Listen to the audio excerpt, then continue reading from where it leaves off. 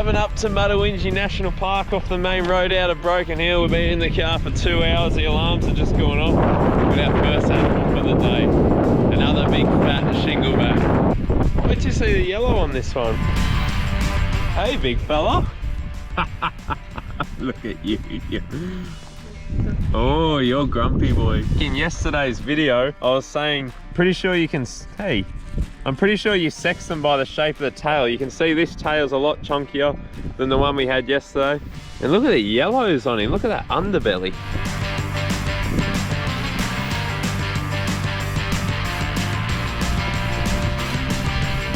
The ones out on the east coast closer to home, they seem to be a lot more black. I don't know if maybe it's for the temperature, maybe because they've got to absorb more sun out in places like Canberra and Bathurst closer to home. Whereas here they got a hotter climate, hotter parts of the day, and they just don't need that much heat.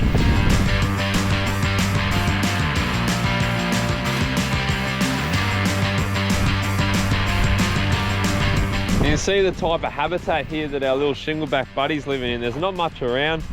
You got red soil, you got some mountains in the distance, a little bit of fair bit of vegetation here actually. A lot more than where we found the shingleback yesterday.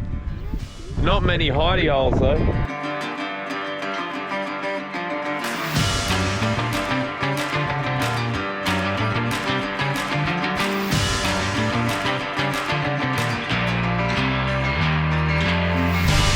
Get him off the road. We're probably the only ones coming down the road for the next 2 weeks anyway, but better safe than sorry, aren't we, big fella?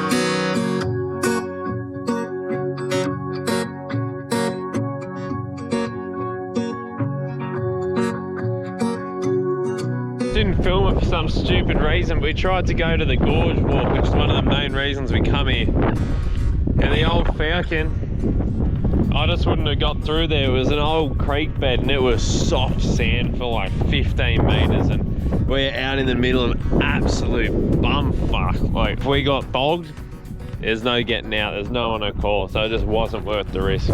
This looks like I'll have to upgrade and come back. There's a few other sites we can see. I've just pulled over for a bit of tin here. Probably going to be nothing under it, knowing my luck. Looking at it now, it's not even tin. It's a bit of, it's not even on the ground, so. I mean, we can flip the pallet, see if there's any luck under the pallet.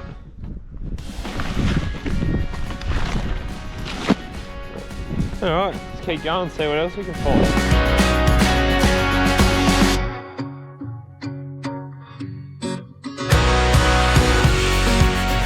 So we've come to the end of the road, Old Coach Road in Mutawintji National Park. And I didn't realise it's actually all wilderness area. So you've still got Split Rock, Boomerang Rock, and Eagle Rock.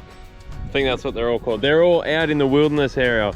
There's no actual tracks or paths or roads to get to the actual places. You sort of got to work your own trail. We haven't really come prepared for that. I didn't bring, and I'm not up for it to be honest. So I'm just gonna have a poke around this old riverbed, this old creek bed, see if there's anything out and about. We saw a couple budgies before, which was really cool. Yeah, other than that, I think today's really just gonna be sightseeing, and I ain't complaining. It is just absolutely beautiful out here.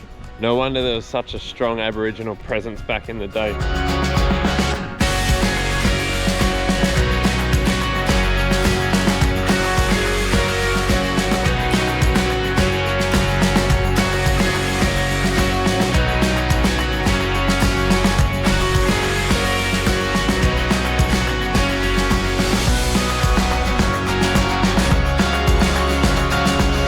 All around me here, you can see the barrier ranges.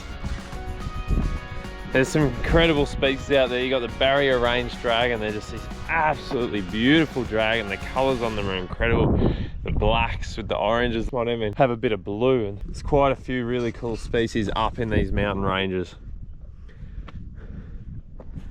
I might go for a little wander over to that foothill there, have a little poke around, and then we can head back to the car and start to head out and have a look at a couple other spots. Another species which is actually out here in the ranges, there's one of the only populations of the yellow-footed rock wallaby in New South Wales. And they're an incredible little wallaby. The stripes and the colours on them are just absolutely phenomenal. There's a budgie. Quite a few zoos around Sydney have breeding programs and whatnot for them, and you can get a look at them. And yeah, they are beautiful. Their decline early on was due to the Europeans catching them, selling their pelts back to England. But more commonly now, you got fox predation, habitat destruction by goats, and a whole other list of factors which are really plummeting these guys' numbers.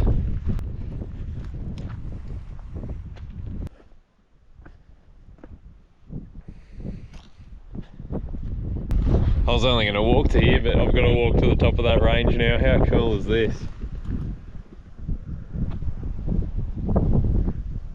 Obviously all the cracks and crevices in all these rocky ranges are going to be absolutely perfect for dragons, skinks and snakes to slip themselves into, even small sand monitors.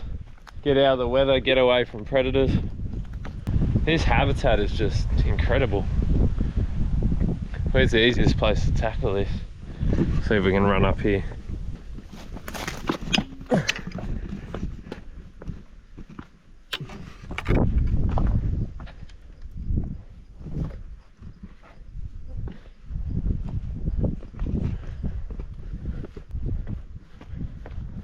Oh, steeper than it looks. Oh wow.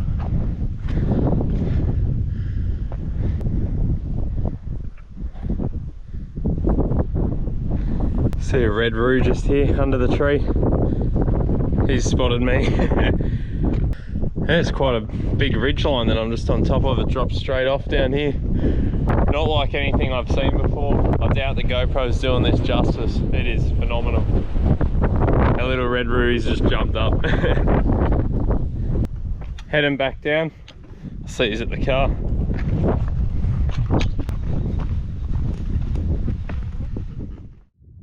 Guys, I know you can't see it very well, but I can see him. I've got a barrier range dragon.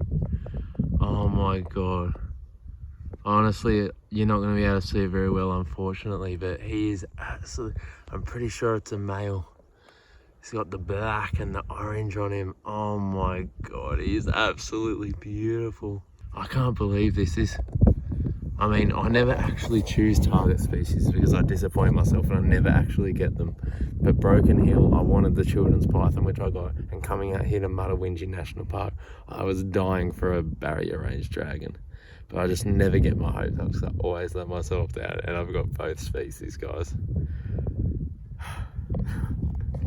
What is going on?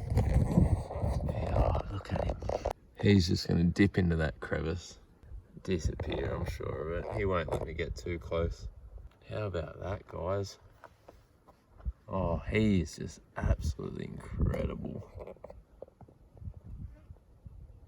I honestly can't believe it. Well, I travelled that whole rock range over there, which I think it ended up actually being Eagle Rock, which I mentioned. And then I've just thought, oh, I'll check this range on the way out, try my luck, which I never have any of, and we found the barrier range dragon, endangered. Oh, what a sight. I'm speechless. This has been quite a successful trip. One snake, but a successful trip. How good. Oh, we're going all right, aren't we, guys? Whew. I seriously can't believe we found that guy.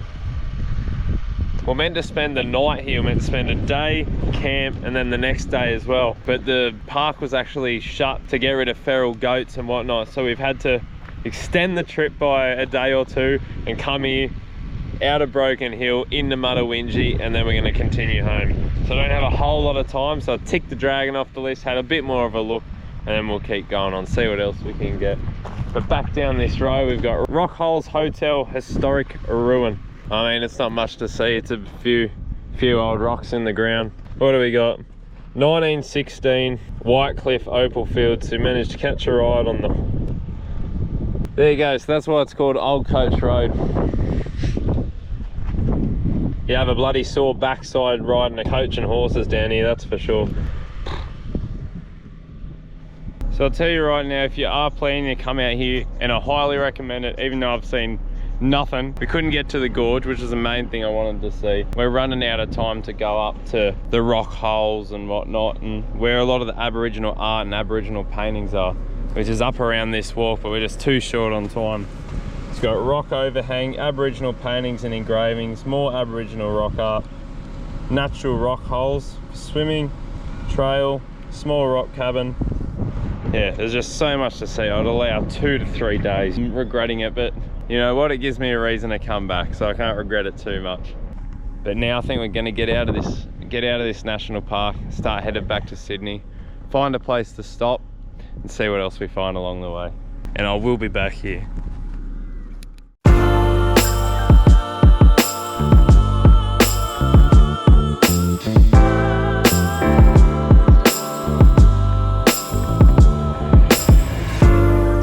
So as you saw in the, how can I shine some light? There we go.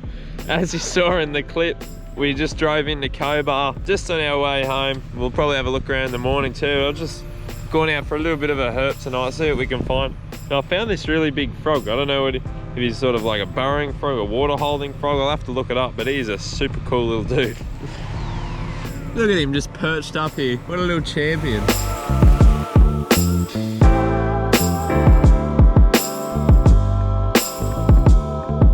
Trying to shoo him off the road so I can keep driving, but he doesn't really like to move that much. Come on, keep going. Off you go. Off the road, little fella. Come on. There we go. That's safer. See if we can find his predators, eh? Another new species for the trip. We've got a young little eastern stone gecko. Just a little fella. He wouldn't be too old. They get probably about double this size.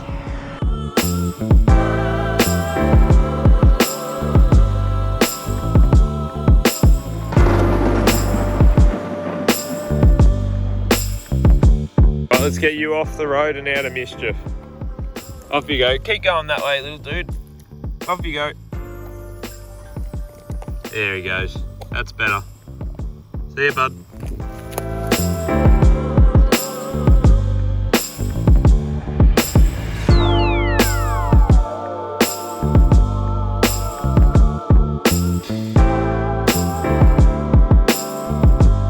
This little fella was heading this way. Let's get him off the road. Oh, what is that? You stay off the road as well. Off you go. There he goes. That's better. See you, buddy. Another 5 minutes down the road, another Stropurus, a male this time, as you can see. Off you go. Off the road. It's a pretty cool night last night. Got that cool frog. I still haven't looked up what he was. Oh, he's starting to run. I still haven't looked up. Oh, you little bugger. I still haven't looked up what that frog was. Stropurus and eastern stone gecko, which we hadn't seen yet. Still in Cobar. Just thought I'd do a trip through the red soils before we got out and head back home. And got our third shingleback for the trip. Hey, big fella.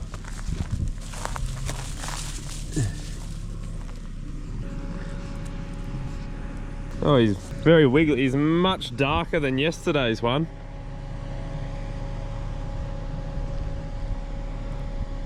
You can see how much they... Oh, that was my thank you present. You can see how much they vary in colour in different locations. We're further back towards the east coast and he's starting to get darker again. Yesterday we were really far inland. He had the bright yellows underneath, all up the flanks. Another good size one, this one. Aren't you, big fella?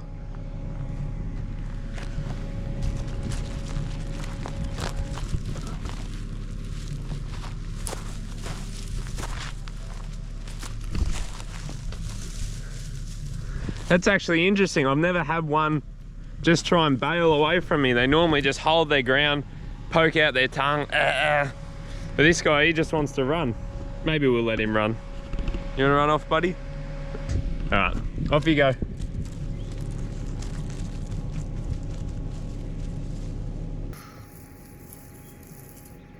See ya, buddy. So I just wanted to hit this one dirt road on the way back to Sydney. One more last little herp while we're out here. See if we can find something different. You never complain about a shingleback though. They're absolutely stunning days. It's actually a really beautiful day. 9:30 in the morning, 24 degrees, and not a cloud in the sky. Got our first shingleback. Maybe I don't want to head back to Sydney. See how we go. Shingleback number 4, 2 for the day. Ah, he's a grumpy one. Oh, he's just got himself a grasshopper too. You can see in his mouth, so there's an example of what they eat. He's just caught himself a nice big grasshopper. It was probably sitting on the road, and that's how we just saw him. We're on our way home, we're coming up to Ningen, and this guy just walked out onto the tarmac. So we'll move him away from it. You can see again, just like the one we got this morning, no yellow again. All black, darker, the further east we go. These shingleback skinks, they are a monogamous species. This guy or gal will have his little significant other, either out foraging or she could be waiting in the burrow, waiting for this one to get back home from a hard day's work. So we'll move him off the road. It's a 110-kilometre road. People fly past at $1.50. So we'll get him off, send him back into the scrub, and hopefully he can live to fight another day. Hassle some more grasshoppers. There you go, off you go. Much safer. 4 shinglebacks, far out. 2 today, today's the day.